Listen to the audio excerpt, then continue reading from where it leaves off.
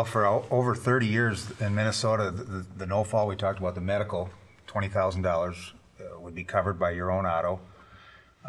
The wage loss component was $250 a week max. For 30 years, it hadn't changed, which, do the math, it doesn't take very much to be earning $250 a week, and a lot of our clients are making 3, 4, 5 times that. Just recently, and we've had a tradition at Meshbesher Spence of being active with our big association statewide, the Minnesota Association for Justice. And one of our biggest things is we try to lobby at the legislature to get some things changed. You know, we can complain about things, but what are you going to do about it?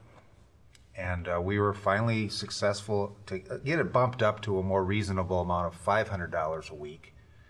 But what Pam was saying, you know, if you've got multiple vehicles, this is another really important issue for you to talk to your agent about, and that is, if you've got multiple vehicles in your family, try to get them all on the same policy.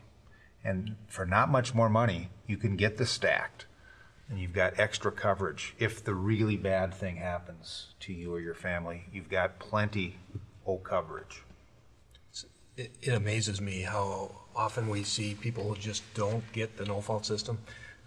Your $250 a week comment, I represented a doctor a couple of years ago, and he was making literally something approaching $1 million a year.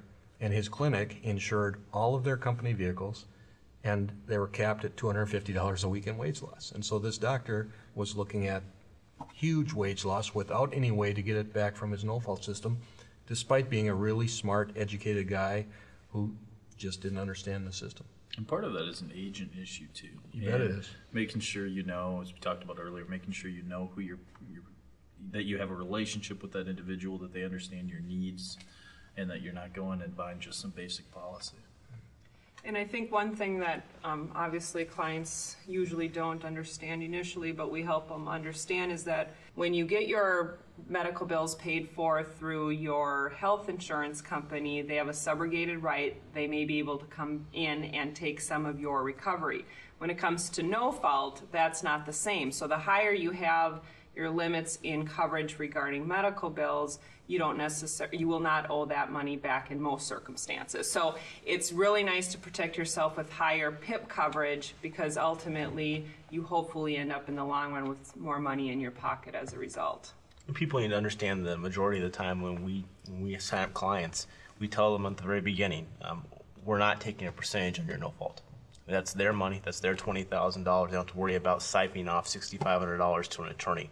So that's something that I think is different from place to place, but certainly something that we would stand by here.